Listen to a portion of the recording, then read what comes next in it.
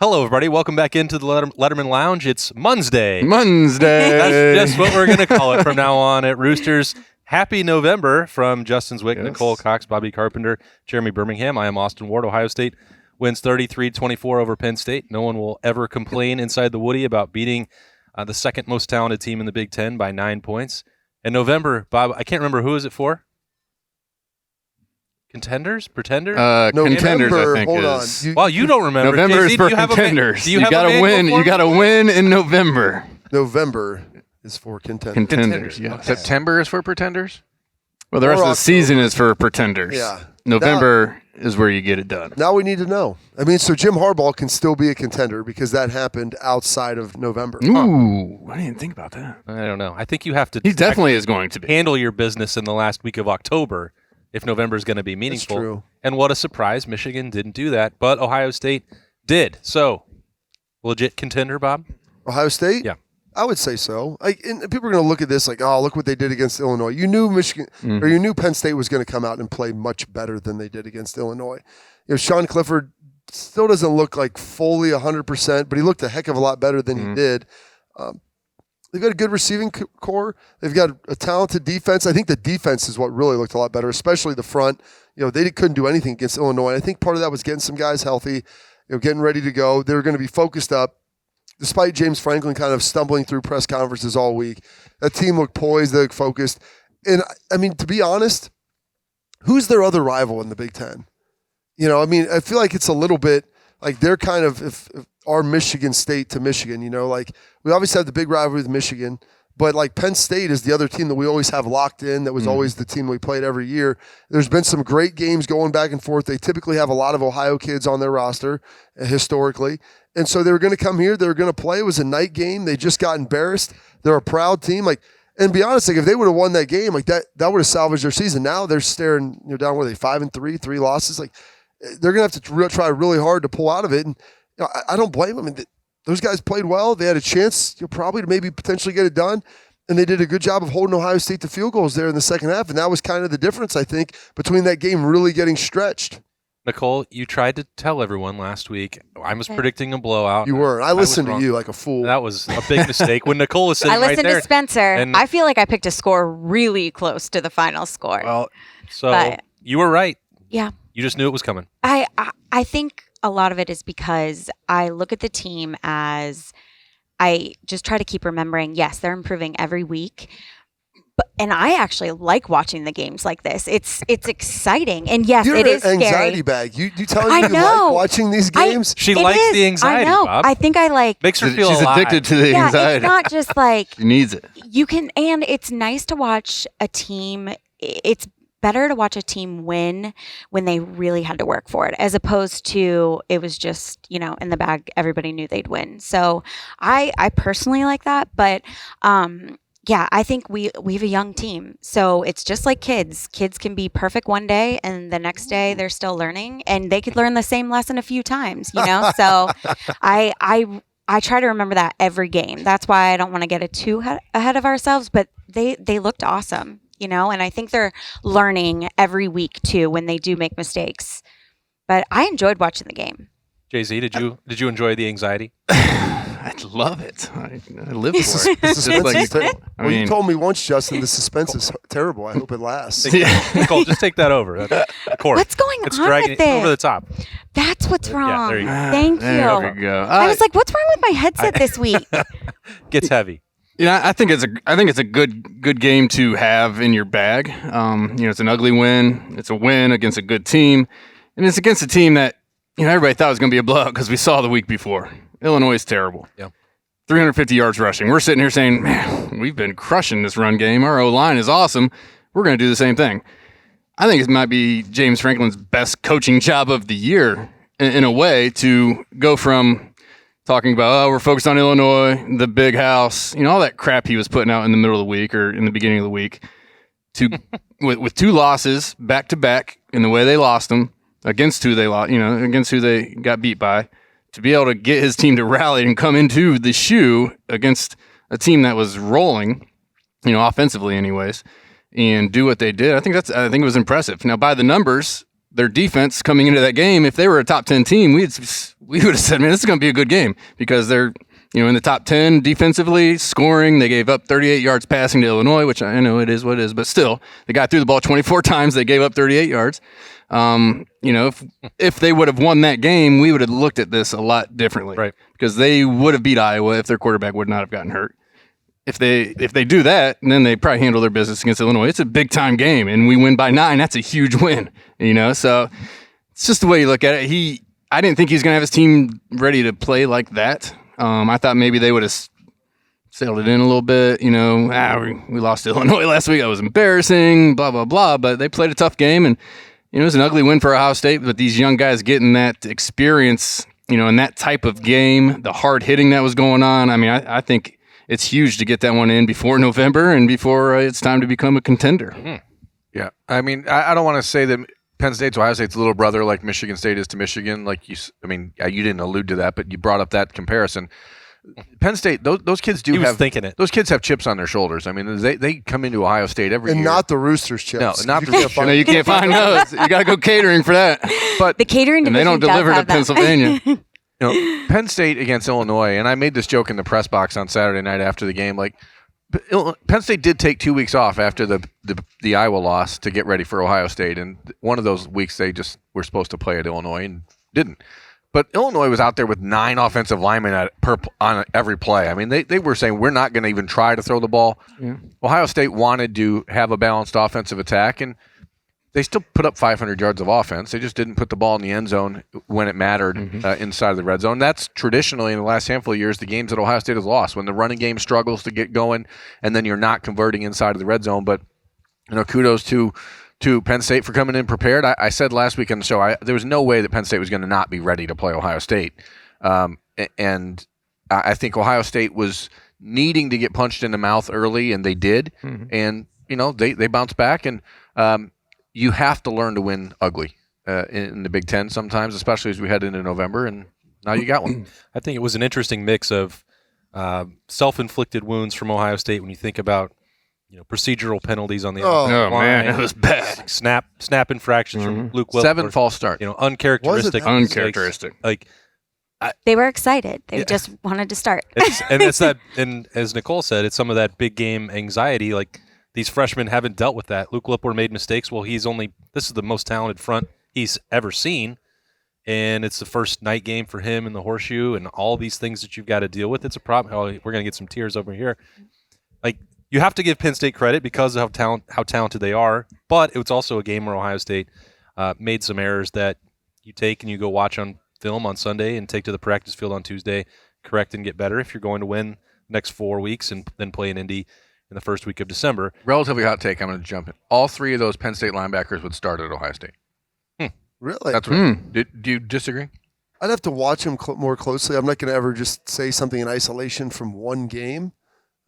They do have. Never going to do that?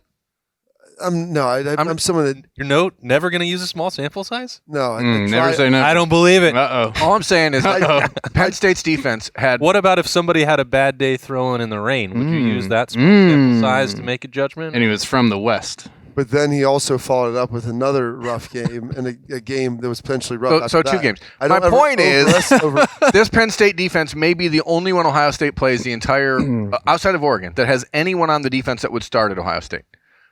That's my point. I need to pay closer attention team up north. I'm pretty sure there's Aiden Hutchinson. I'm pretty sure there's a defensive back at Michigan State that you love. I like Xavier Henderson quite a bit, but I don't know that I'm just here to fact check. If Josh Proctor was healthy, I don't know that Xavier Henderson would start over Josh Proctor. Right now, he'd be starting at Ohio State, but I don't think he would have started at the beginning of the season. But your guy, the big Hutch, Aiden Hutchinson up there. Maybe. I don't think he'd start here. I think he's taking the mantle as America's most overrated player. Oh, the Winovich handed it down to him. Chase Winovich said, here we go, just like him standing down there, bringing on the noise when they're losing by 30. No Buckeye leave for Aiden Hutchinson, obviously, but we get to give them to the actual Buckeyes after they beat Penn State. Nicole, as always, is going to lead off with our Roosters. Fun. I have a question first. Yes, go for it. Berm, did you get new killer wings? or are those barbecue? That's you can see nuclear. the I combined the barbecue with the nuclear. Okay. Also, In it cuts one it a spot. little bit. Yeah. A little bit. Yeah. Because you That's barbecue took a sauce. bite and then you spoke into the microphone and then you didn't even take a drink. And I'm just very impressed. Well, I mean, It's coming out of his eyes. it's good. I don't it's think- good heat. He's drinking his tears I'm as it so comes down his impressed. face. It's good heat. yeah. That's It's a what I good like. flavor. I It's want good flavor. heat and flavor, so I combine the barbecue with the nuclear. The saltiness of the tears helps to get rid of that Yeah. heat. Helps But cut don't it. worry, a little Bob's got his plain chicken over there. What are you going to It's eat it the- to wash oh. it down? No, I mean, Don't I'm saying, knock we all have our our grilled we all fingers. have our They're the own. best. We all have our way. By the way, there's pickle. bit. Mm. out here. Yes. So I think that means that fried pickles $2. It's a surprise. It's a It's supposed to be fried pickles. probably going to be Yeah, appetizer it's Tuesday supposed to be fried for pickles. $2 on Tuesday. At some locations, it might be something different. But there's $2 also appetizers. mozzarella sticks out today, Ooh, they're so good. could be that option as well. I don't think it'll be that. I Might think- No, okay, not going to be that. I Take think that to it'll the be bank. cheese and bacon fries if they don't have fried pickles. Oh, we have a backup. Okay, Yes. well, it's good we got that cleared up. That's the situation for Roosters appetizer Tuesday. Now we need some Buckeye leaves, and Nicole is going to lead it off. Okay, so definitely my top, probably my favorite play of the year was precious little Jerron Cage. Little. Precious. Yeah, let's He not did use look. the He word did look little. like Precious out Let's there from not- the movie. Let's not say that. Based on the novel Let's by wait Sapphire. before I get into my mom mode of just how awesome it was. It was watching him because it caught my eye because I felt like it was in slow mo, and it was just awesome that he just kept looking back. I've never seen players really do that. Just like he was being chased out of somewhere, and he was being chased. But I am so impressed with how quickly he picked that up and took off, because my thing is I was thinking about it on the way here. I'm like, there's so much going on the field, and people are supposed to be tackling, blah blah blah, and there was there were a bunch of guys on the ground, but for him to realize that it was actually fumbled and to grab it and then take off, I think it would have taken me a few seconds just to even realize the ball had hit the ground, because I'd be looking all around, so, Yeah. and there wasn't zero hesitation, and he got a touchdown for it. And then they were all fanning him at the end because he was so winded. I know one guy. It was a great run. Oh my gosh, it was awesome. It was awesome. He was super glad it wasn't September and hot. Yeah, no doubt, right? If you're hurt, Or like, that it was 87 Yes. yards and Yes. not 57. I mean, he was hurting, and now it was like 45 degrees outside. How could he possibly be that hot? 50-yard run too. He was breathing heavy when they came back to him after they cut away. No, bless his heart. Well, I think it was the adrenaline too, because he's like, Yeah. "Oh my God, are they chasing me? What am I going to do?" But it was great. It was Oh, a I just loved it. Graceful scoop from a It big was man. very. Yes. And that's You a don't risk bend you over that take easy, if yeah. you don't just plop and dive on it as a defensive tackle. So he made a split-second decision, wound up with a once-in-a-lifetime opportunity. It was J- awesome. And Jay-Z challenged Bobby to a race I against just, Jeremy Cage. Jeremy was talking about how unathletic most of the Lettermen Row guys are, and That's how we would not not what be I able said to, at all. and how we would not be able to beat I didn't his say 40 we were of unathletic. 5.1. I said You're calling us slow. I don't know that any one of us that were here at the moment. the moment. Bob wasn't here. Bob played in the NFL for quite a while. Apparently, that requires some semblance of athleticism. No doubt about it. Is that right? Bob says he could take it I don't know, maybe. without I mean, even you weren't stretching. you weren't a quarterback. I wasn't a quarterback. Oh, shots fired at Jay-Z. I mean, yeah. That's true. He knows that the quarterback is the most unathletic position. on You the watch field. Tom Brady run, like that proves the point that you can still be the best in the world or near the top, and you run like that. Yep. Like that's But you throw the ball like he does. well, not Well, as well not yesterday. yesterday. yesterday. I was expecting that. but he still played really well. Yeah, but it's I could probably take Jerron Cage. I'm fairly. I feel like a 5.1. I might even be able to get that. I think you I might could- be able to. As I well, never because could, even in my athletic prime. You're I could. sweating just eating chicken over here. Like, Yeah, but, this guy. I'm not going to you say know, anything about that. I would be too if I was eating those asked things. you to try. Well, so I'm going to give my Buckeye leaf to. It's amazing. Like I've always seen him. And his. You have kids and they start getting older and they're very loud and they're doing things. You're just trying to focus up and watch a game, kind of do some work, whatever it is. And I was always amazed, my dad's ability to kind of just not hear us and continue to push through and work at things. And so like the ability to zone in and lock in on things, I think is incredibly important. I try to do that. Like my son, RJ, I could say his name 47 times and he won't acknowledge it. And I was really impressed. And that's why I'm going to give my Buckeye leaf to the officials. They could see so much blatant holding, yet choose not to call it. Or maybe just like pretend like it wasn't happening.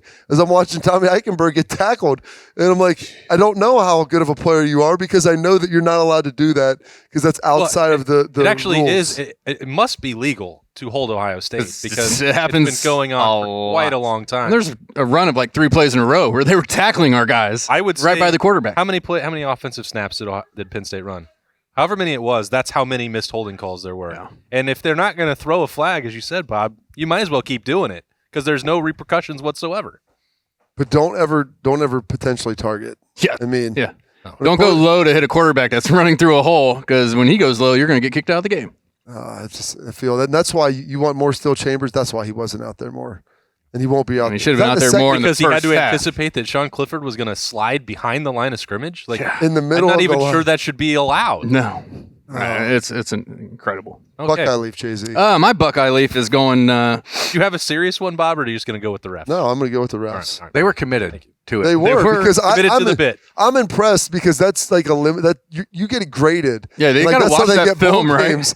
And like you would have to think that the Ohio State Penn State game, the Big Ten's probably putting one of their better crews on that game. I That's would have why imagined. the play where God. the little dump off to Travion Henderson that hit the ground and got picked up and ran back for a touchdown by the Penn State defensive lineman. Oh, they wanted to run down there and signal a touchdown. Oh, they did. Oh, yeah. They actually did. And C.J. Stroud had to run 80 yards down the field to try to catch that, and then 2 plays later has no legs to throw a 15-yard pass to Chris I'm all Olave on for- fourth down. Yeah. I'm all Like for that letting was an important play. I'm all for letting it play out, but like that was It was Yeah, that was a blatant incomplete well. The pass, two right? other officials were right there. Were going this the whole time. Blow a whistle. Let's get that over. It was crazy. let him go. Let him keep going. Let's see what happens. Yeah, that was the play where she missed, I think, 2 holding calls back to back, and then she signaled a touchdown. Anyway. But anyways, Great job, my Big Ten guy is officials. going Great to another defensive lineman who didn't have the sexiest of games, but I noticed myself looking at him, and he was making a lot of plays. Antoine Jackson, number 52, there in the middle. He was disruptive. I don't, no big sacks, no big fumble run, for touchdowns, but I think he was just a consistent player all night long, and we needed that at times, and it was good. He's a super senior, I believe, right? So he's been around. So it was good to see him. And I made mention to my buddies when we were talking about the game, just who is this kid and what's going on? Because I thought he was in there making some plays, being disruptive. So I give him my Buckeye leaf. Antoine Jackson. Did you know that Ohio State leads the Big Ten in sacks, in tackles for loss, second in interceptions, second in forced fumbles? Do you know that no Power 5 team in the country has more sacks than Ohio State? What? I think I did. Is that real? I think I did read that. And we complain about pressure on the quarterback every No week. Power 5 team in the country has more sacks than Ohio State. Okay, go on. So my Buckeye leaf, as always, when it happens, Uh-oh. when Ohio State plays Sounds Penn like Larry State, Johnson's coming. is the defensive line and Larry Johnson in general. Oh yeah. Because every single time they play Penn State, Larry Johnson's defensive linemen find a way to elevate. And it seems like we picked on this defensive line group a whole heck of a lot in the first couple weeks of the season. And all of a sudden, they lead the country in sacks among Power 5 teams, and are, the Buckeyes' defense in general won them that game on Saturday, Despite being held. despite the egregious nature of the holding penalties that weren't called. So, to me, it's Larry Johnson's group, from Tyreek Smith, who played, as Austin said after the game on a rapid reaction, probably his best game since the Clemson game. Yep. Zach Harrison is continuing to make a push. Haskell Garrett with a huge play early with the fumble recovery. Another guy. I mean, it's just the defensive line has just really been playing very well. JT Tuimoloau with the sack when Tyreek Smith forces the action. He shot out of a cannon on that. He was sitting back and he saw it happen, and boom, he went and got him. If Nice. Tyreek Smith can play that game the rest of the way, Ohio State will be in the playoff and competing for a national championship. Yeah, he's getting the production that is close now to Bosa and Young. Not sure that he's going to be a guaranteed first-round draft pick or any of that, but he certainly put himself back on that trajectory. This table. Jeez, you all right over No, there? This table. it's because they're vertical now. We gotta. It's okay. There's no problems. We want sound. We want sound effects. Yes. It's just we to want- keep people We interested. want action. I'm glad that everyone left one of my favorite players for me, Cameron Brown. Yes. I talked about him over and over, and it was just like, was never going to happen because of these injuries. I'm like, just wait till he gets healthy, wait till he's out there. He, for whatever flaws there may be with Pro Football Focus, he was the highest graded defensive back, cornerback in the country, a passer rating of 2.6 when he was out there, gave up 1 completion for 8 yards. Penn State thought they might scheme up a little double move on him late in the game. No dice, sir. I don't believe so. Not today. You got to have a lot of confidence that you can hold up against that Ohio State pass rush to throw a double move. And B, you're thinking you're going to beat Cameron Brown. I'm going to take a shot on him. Didn't work. He didn't bite. Sits on the route. Gets the interception that seals it. I know I talked to him after the game. He was a little disappointed and gassed. He wasn't able to take that one back because Jerron Cage finished off the defensive touchdown, and the fastest player on the team, Cam Brown, wasn't able to do the same. But he got the interception that he wanted. That was a big deal for Ohio State, obviously, in putting that away. So you feel good for somebody who's had, if it wasn't the Achilles or a knee injury in camp, an ankle, come back, then get a concussion when you're healthy a couple weeks ago. Now he gets a chance to show what he can do. Can build on that from here, heading into November, which starts on Saturday, Nicole, against Nebraska. Yes. The expert, our gambling expert, Spencer Holbrook, says 15-point spread, and you are the one who knows what to do with that information. I'm going to say 17-38. Buckeyes. Okay. 17-38. I like that. It's an interesting score. That sounds about right. Nebraska's offense, they've looked good at points this year. Well, and until they turn it over 5 times. Well, yeah, but when they're not turning it over, like against Michigan, and then they did turn it over against Michigan. I feel like they always turn it over against somebody. Up to a point. All right. So, and if you're watching Saturday at noon, you might need to get some Roosters catering, which get apparently the chips like Apparently is awesome. Hey, Bobby the and they Carpenter have the chips. for The it. catering division guys might be completely booked on Saturday, but but you can definitely get carry out from Roosters. We do the pickup catering menu, which is awesome. It's like pans. We actually did it on Sunday with a big group. It was awesome. So How did it go, Bob? It was fantastic. The food was delicious and terrific. We still have some left. Everybody the was best. A good week when you got pans of Roosters sitting out in the chips have just been garage sitting out fridge. and like slowly. Oh, You didn't even the eat all the best. chips? Well, there's a lot. You didn't bring any with you? They're even better Know where when they Jay-Z's sit out. going. Yeah. We've got them almost done. I mean, we had that. We had the wedges, little boneless, little bone in. I mean, some medium, some Carolina Gold, barbecue.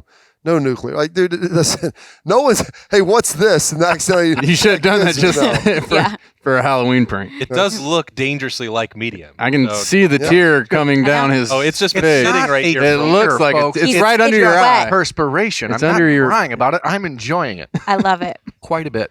I'm so impressed. You're crazy. I'm enjoying it quite a bit. You're a wild man. Doing it during the show and trying to Yeah. talk is crazy. Is there a new winner to go to the bowl game? We do. We have a new winner. I'm Chris still Davis. waiting. I can't. I know, right? No, I can't announce Oh, him yet, okay. just Secret. because we're still finalizing his paperwork and everything. Perfect. But yeah, we're excited. Paperwork. So today, I'm going to choose a winner today too, and I'll reach out and call them as well. How can So- they register to win this Yeah. week? Yeah, Well, where do you go? Yeah. go to roosterswings.com. Roosterswings.com. Register Yeah. there. 2 tickets. Airfare should plane pilots and people want Yes, to should we be able to get there? If planes are flying, they will be flying Don't there. give Nicole something else to win. I don't have a backup plan for the transportation. So, Road trip. Yeah, on a bus. Let's get an RV. We'll make it fun no matter what. No but Absolutely. And then deluxe hotel accommodation. yes, So got a couple games left. hospitality. Still time to register. Go get there if you haven't won. Get Right. it done. Yes. Get it taken care of. Roosters Wings, the official wing sponsor of Ohio State Athletics. Yes. I finally saw myself, you and I talking about the Roosters Bowl giveaway in the horseshoe before the game. And I don't know. I think people were really impressed with our performance, and we might need to get some SAG cards and Oh, for sure. see where else this is. I'll bring taking some us. next week for you guys. Okay, that's People compared my performance to Heath Ledger in The Batman, The So- Dark Knight. yeah. I somebody asked me I didn't An see that one all-timer. coming. if I was Method related to Al Pacino. Method. So I mean, just Daniel really getting into Daniel character. Day-Lewis, right there. I'm committed to the character because Eat just- Roosters. do it every single week. So that's just part of my life. It's a fun, casual joint, and it's a fun, casual conversation. Nicole is going to go along with her day. We're going to come back and talk a lot more about Ohio State beating Penn State and getting ready for Nebraska on Saturday. And now with some early bowl predictions, Bobby Carpenter. Well, Austin, what I'm seeing here is 12 lucky Roosters guests are getting the opportunity to travel to this year's Buckeye Bowl game. Each trip comes complete with 2 tickets, airfare, and hotel. 1 prize winner will be chosen each week. Guests need to register weekly at roosterswings.com. That's great, Bobby. What I was asking was your prediction for the Buckeyes this bowl season. I have no idea. I'm going to Roosters right now to register. Precision engineering. Rigorous attention to detail. A Bryant Evolution heating system is so well designed, it's as much of a joy to install as it is to use. Good to go. For the dealer nearest you, visit Bryant.com. All right, welcome back into the Lettermen Lounge. This is Lettermen Live. It's brought to you by Roosters. It's a fun, casual joint. Ohio State beats Penn State, now gets ready for Nebraska on Saturday. As we alluded to in that first segment, guys, all right, Penn State played very well. They're talented. Mm-hmm. James Franklin dialed it up. You got to give them credit for what they did. And also there was a ton of stuff for Ohio State that they did to themselves and room for improvement. So as you watched it or as you thought about it Sunday, coming in here today, to me, it was just a weird game to wrap my mind around all of it. There was a lot going on. It was a lot to process. Just kind of a weird one. What's your number one takeaway from that? The offensive line to me just didn't come to play. I think they were making just pretty simple mistakes on, blocking a 5-tech when there's a tight end there and maybe not coming down. Just the silly things that, gave some room for Penn State to get in there and corrupt our run plays. We didn't get up on the term corrupt. I like that. We didn't get up on any linebacker. They were always waiting in the hole for our backs to get in. So I just don't think they came to play. I don't know why. They had been playing very strongly here the last 3 games. I think it's good for them though. Like I said earlier, to be able to play that kind of game, get a win, and be able to learn from it. Maybe get your teeth knocked in a little bit, not just being able to do whatever you want in the run game. It could be good, but I think it starts there because we had nothing in that first half run game wise, which makes the pass game that much harder when you're getting pressure on a quarterback. And, it just kind of downfall, snowballs from there in a way. But they got it together enough to spring him on that 68-yarder, and you get over 100 yards on that run. If you don't have that, it's a lot different looking stats, coming out of that game. So I think it starts there. But you can't. That's the thing. If you take that out, but it's in there. And so no doubt. Yeah, they were close before that, but I'm with you. First half, there was some struggle. Watching it, the offense, they protected fairly well, but just in the run game, they weren't able to really get that push that we've seen. And I don't know if it's a talent thing. I think it's more of a cohesion thing of working together, being able to kind of get on the same page. Penn State was moving around a little bit.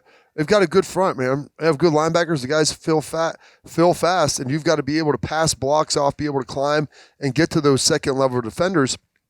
And it really just wasn't happening. It's the first time that I felt like Ohio State was trying to run the ball and they couldn't all kind of year long. Even against Oregon, there was times where okay, you can go run it when you need to. I just felt like that watching that in the first half, we were trying to get the run game established, which I thought was critical and important, and it just wasn't there. And it's not due to Travion. You put him in the open field, he's great. All right, well, we'll start running swings to him and do other stuff. But this offensive line, and believe me, the bar is high. The standard is incredibly high because of how talented those guys are, that there's an expectation that the line of scrimmage should be moving in a positive direction each and every time, and it just wasn't the case in the first half. And even in the second, there's a reason why there were 3 field goals, that were happening, especially 2 in the second half, where you feel like maybe you should have got a little bit more push to be able to have better situations and those drives wouldn't stall out. Yeah, this is the first game in a long time where we're sitting on 3rd and 1 or 4th and 1. We're like, well, maybe we should kick this field goal. I don't know about this. And I think the reason those field goals happen is because Ryan Day was putting it on his offensive line at that point in the 3rd and 4th quarter. I think he was simply straight up unwilling to throw the ball in those positions because he wanted his offensive linemen to show something. To man up. And I don't... Showers versus growers? Right, and I don't know that that's the smartest decision at that point in the game, but I think he was trying to teach a lesson to these kids, and I wrote about it on Sunday. You're not as good as you think you are. No, I think that's true. I think there was a part of that to saying, hey, this is this is who you actually are right now. Are you gonna take this? And I wrote about it on Sunday. We have a tendency to consider that you only learn lessons when you lose in sports. And I think that, and I said it all last week, the Buckeyes are one of the youngest teams in the country. They have to learn how to win. They have to learn to handle prosperity. And you can learn even when you win. And I think that was an opportunity, because I don't think there was a minute, even as tight as that was, until like the almost fluke touchdown that happened on the incomplete pass. The guy running out of bounds and to come back in. Until then, I don't think there was even a second where Ryan Day and that coaching staff thought, we're not going to win this game. I think they were trying to teach lessons, and almost to their own detriment at some point, because at a couple of those moments, you're just letting Penn State tee off on Travion Henderson, and you're like, oh, you really shouldn't. You should probably stop that, because we need this. We're going to want this guy down the road. You kind of need that guy. And that's, he's got a wrap on his left knee, and we saw him limping out of the press conference after the game. I mean, that's going to be something to watch in the days ahead. I wouldn't imagine that he's going to need a 26 carry performance against Nebraska. So, he may have some time to rest and recover a little bit. We'll see exactly how that plays out. But it's just funny to me. Jay-Z mentioned this earlier, like if the Illinois loss doesn't happen to Penn State, would you view this differently? Or Well, here's another thing. Because I think the line would have probably been 10 or 8. Yeah, and here's the other thing. Like we saw them give up 350-plus rushing yards to Illinois. So coming into that game, we're all licking our chops saying, we're going to run right through these guys. And then we don't. And it's like, well, what happened? So maybe they're better than we were giving them credit for. Maybe they didn't play that well. But, like you were going to say, if they'd have won that game, they're a top 5 defense in the country, and we get 152 yards rushing on them. We're sitting here saying, man, it was a tough, hard-fought game, but we did what we had to do. And I think that's the other part that, I can understand the temptation, and I'll be the first one to sit up here and say, yeah, I thought Ohio State was going to blow them out. And so there's a tendency, well, that didn't happen. Was there something wrong? Did Ohio State do something poorly? Is this their fault? Like, they didn't win 33-24 against Akron or Rutgers. This was Penn State. And maybe they, just because of the circumstances with the way they came in, it's viewed differently. And that was still a 2-possession win over a very talented team. So, and there were things they did poorly. And you can look at it and objectively say, this is not a team that played its best game of the year. And they still had 500 yards, and they still, you convert even 3 of those 4 field goal attempts that were short field goal attempts, and shout out to Noah Ruggles for making kicks when it counts. All of a sudden, that's a 49-24 game, and it feels a whole lot different. Or the one throw, and I was going to the Olave throw, the Travion Henderson jumping off sides on the 4th and 1, like just little stuff like that is totally self-inflicted, and you look at it, and again, you have to grow from it, and you got to figure out, okay, this was bad in a lot of ways, and you still won fairly comfortably against what most people objectively view as a top 10 or 15 team in the country. I think. You don't want to throw a loss out, the Illinois loss, but nobody's throwing out the Minnesota loss to Bowling Green. Obviously, you lose a game, it counts. But I think everyone knows that if Penn State played Illinois 100 times, they're going to win at 99. And 2 Saturdays ago was just that one time when. Yeah. And then everybody got wrapped up in them getting beat by Illinois and us playing crazy good, and we're going to do the same thing to Penn State, when we got to sit back and realize we play these guys every year, and it's usually a hard fight. They've played Penn State consecutively more than they've played any team in history now that Michigan didn't play last year. You've just say Michigan quit? I did not. He said didn't play. Yeah, I feel like we were about they chose not to play. The longest. That's the longest streak of a yearly. Learn games. Something new every day. Because they would have played every year since Penn State entered the conference. That's right, back Bob. in 94, That's right, Big Bob. 93, whatever that was. Yeah. That's right, Big Bob. That's right, BB. BB. Hey. Jay-Z, I thought there was a chance on that throw that I brought up, the 4th down throw to Olave from C.J. Stroud that was short. He said that he saw cloud coverage and was thought maybe Chris Olave would stop or window that throw, not trying to lead it in. Is there any part of that? That was the one after the chase down. That's the one you're talking about, right? Yeah. And I thought maybe it was just an adjustment and miscommunication and not just a short-arm throw from Stroud. Maybe there's no way for any of us to know definitively the right answer, but it doesn't ask Brian. I think it's a combination. Well, I don't know that we're going to get the full answer, but probably a combination. It's a combination of plus the being fatigued, falling backwards, his legs being tired, falling backwards, knowing he's got to shoot this ball in before the safety comes over there, and he probably just was a little quick on it, short armed it a little bit, and it gets into a spot where he can't make a play. Now, if he does sit down, that ball might be there, but I don't think he needed to. I think if you throw it to his back shoulder, like we've seen CJ make throws like this all year long, you put it in his back hip, he's going to turn around, make the catch, and walk into the end zone. I think it was more him trying to run 90 yards because, as quarterbacks, we don't like to do that too much, especially a guy who doesn't run at all, like CJ. But the quarterback should know that it was an incomplete pass too. Well, and I'm sure they did, but it was like. But at the angle, you don't know how you see it, and you're just like, I feel like he kind of stood there for a second. The officials were so bizarre the entire night that you can't just trust that they're going to get it right. Yeah, no. Yeah, because they missed a lot. But they got a Buckeye leaf from Bob, so they must have did. Kudos. Done So something. their ability to ignore problems that are, I always respect people that they're willing to stand by their principles, and it's we don't call holding. And they were going to be conscientious objectors to that. We're going to make sure that Ohio State has. Maybe Ryan told them, "Listen, hey, you make these guys work for it up there." Okay, anything. It's been too easy for us. Hey, buddy. Yeah. Let these guys. Hey, we need to see what this defensive line. Yeah. We need to see if Tommy Eichenberg can run through a tackle. Yes, run through a tackle to make a tackle. An interesting. Or thought. I hadn't thought of it. That would be mind blowing if it came out, right? No, I think that. Hold makes on, let a him lot go. of I won't even write a letter to the Big Ten. You guys should ask Coach Day in his press conference. Well, I was getting tips during the press conference from Bob about what I needed to ask on Saturday night.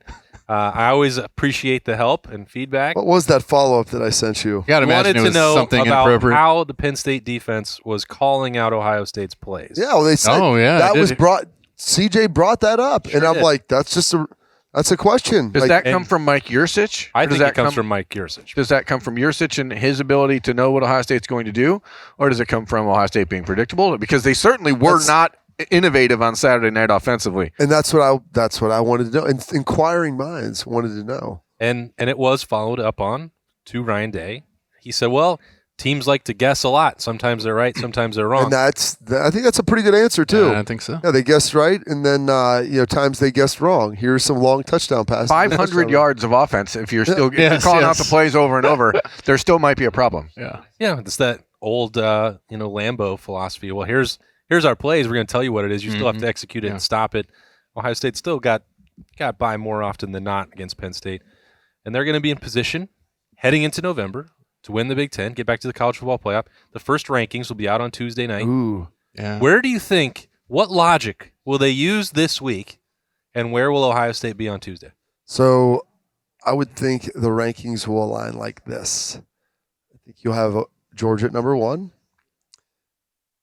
I believe you'll probably have Bama at 2. Oh, boy. Ooh. This isn't what I think. This is what I know. This is not Bob's list. I know. I asked you what they were going to do. Prognosticating. I think they'll probably have Cincinnati at 3. I think they'll have Michigan State at 4, Oklahoma at 5, and Ohio State at 6. I think Ohio State will be 7. You think Oregon will be ahead of them? I think Ohio State will be behind Oregon. I think they'll be behind Michigan State.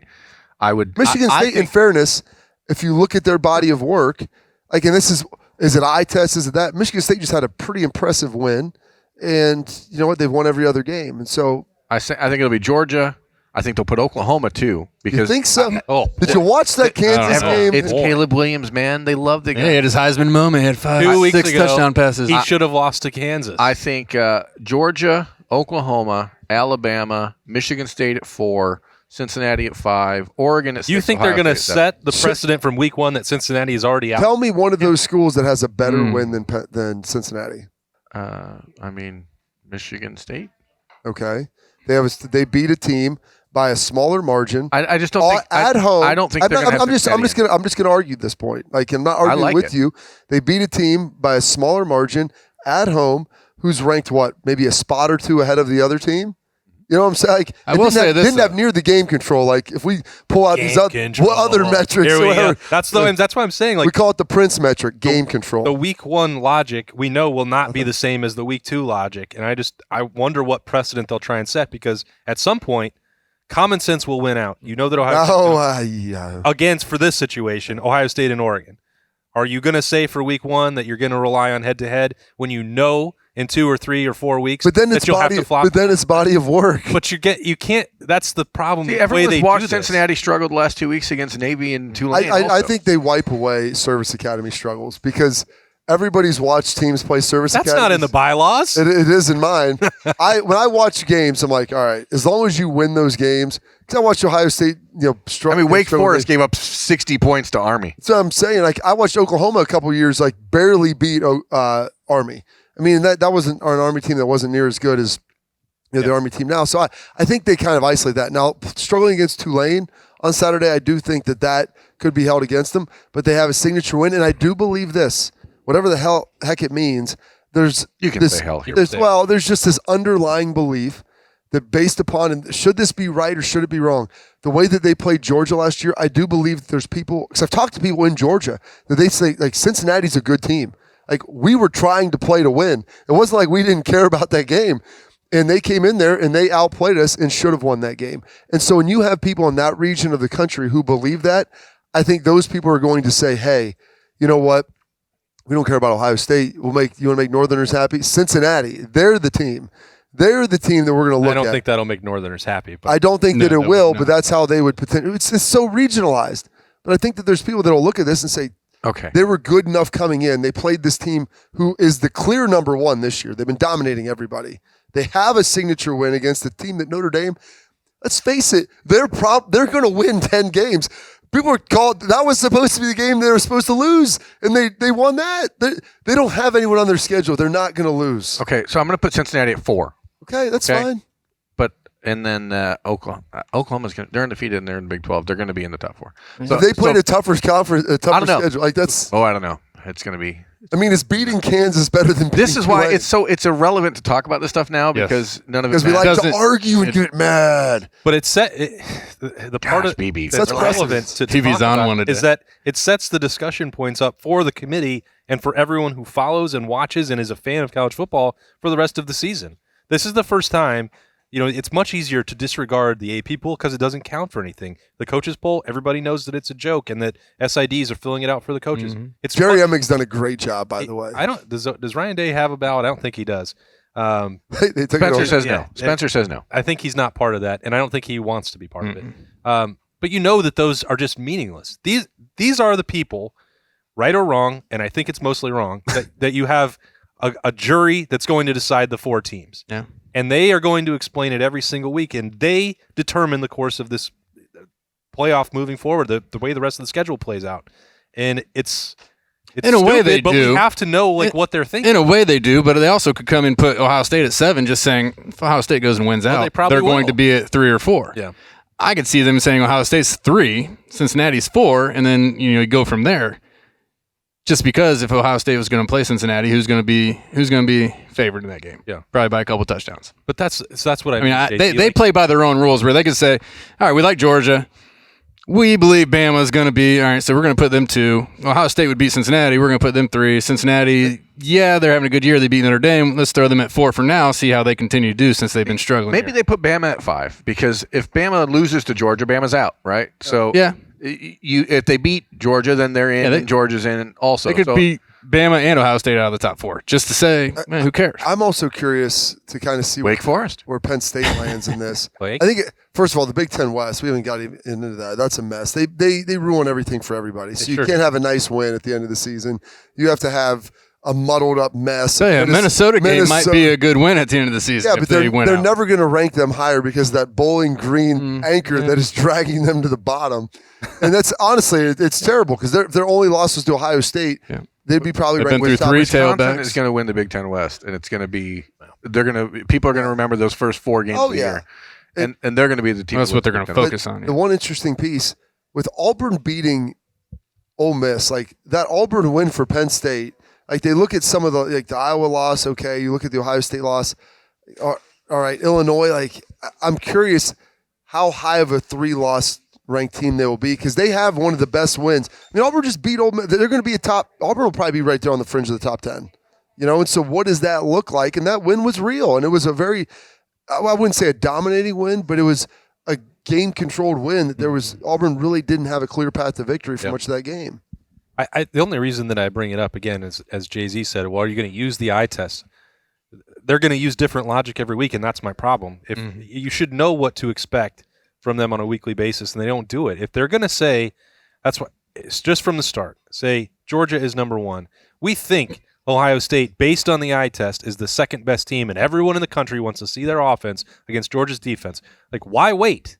If you're going to use the eye test on the first week of December to differentiate between these teams, why not just do it now? But you know why? Because they know they're going to get their ratings with Ohio State people being all pissed off Right, that they put them 6 or 7 and blah blah blah. You know why? And ESPN hates. They're selling Ohio a State. story. It's a soap opera. Yes. So they want to keep us all It's a tuned soap in. opera, baby. They want to watch Ohio State come down into the top. I think that's a good nickname for you. I'm going to let that just Big Bob. marinate. Big Bob. I don't think he likes it. Big Bob. Big Fat Bob the Builder. It's a terrible nickname. Triple B. Triple B.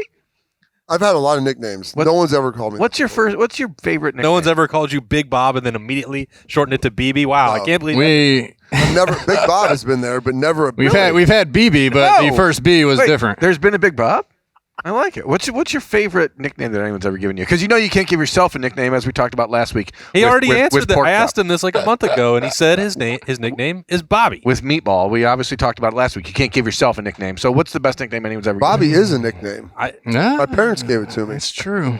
The best. My one friends ever. back it up, and I mean, sometimes James calls me Rockin' Robbie. Oh. I mean, so that's like my my pro wrestling alter ego. Rockin' Robbie and Jumpin' Rockin' James. Robbie Carpenter with 3 B's and 2 I's. I mean, no one knows what he's about. To be fair, most people have 2 eyes, Bob. No, 3 B's and 2 I's in the name. Oh, wow. That's too many. Robbie. That's a lot Rockin' of. Robbie. You just shot it right over him. That's too many B's. You would think. But there's no rules. When nicknames are given, there's no rules. That's right. Jay-Z, aside from Jay-Z, what was your nickname growing up? Jay-Z. My God. I mean, how many nicknames does somebody Like, need? For how heaven's many? sake? Yeah, how many do you think people should What have? else? What other? I'm the nicknames? 9th of 11 kids. I got called a lot of stuff growing Well, I up. got called Jared, Stacy, Lexi. My dad called me all kinds of different names, and my brothers and sisters' names, and my dog's names, but Oh yeah. those weren't necessarily nicknames. He just couldn't 100%. remember who he was talking to. Yeah, well, you're the youngest. So that's exactly. He went down the list. I call my youngest. He gets a bunch of names all the time. Like it just works. through So my it just goes that way, huh? Yeah, the youngest kid. I'm like Caleb, Colin, whatever. Austin's never had a nickname, but he goes by Vol for life on the message boards, which is weird. Yes. I can't believe that you just casually did that last week and people believed it. And they're like, Austin, I knew something wasn't right. As if I would ever go back down. You to loved that Knoxville. time down there, Oh didn't you? my God. Josh Heupel's getting it turned around. He They're is. bringing you I'm back. sure he is. Good for him. That'll come crashing On back 3 is sending you down there. I Hard talked to Big Will. Listen, there's some moving parts. They want their best dude. They've been asking for you On the back. ball. Where's Austin Ward been? We need him back here covering us. That guy who had the option to stay and voluntarily chose to come to Voluntarily. You hear that? Ooh, he can't even get away stop from it. Yeah. He can't get away from It's it. ingrained in him. This coming from the guy He's the only 10 who I gave see. himself a nickname on Twitter. He's He's the only- now just Berm. He's the only 10 I says you, see. says you can't give yourself What? a nickname. I And didn't- did publicly. Number one, it wasn't a nickname I gave myself. I just shortened my name.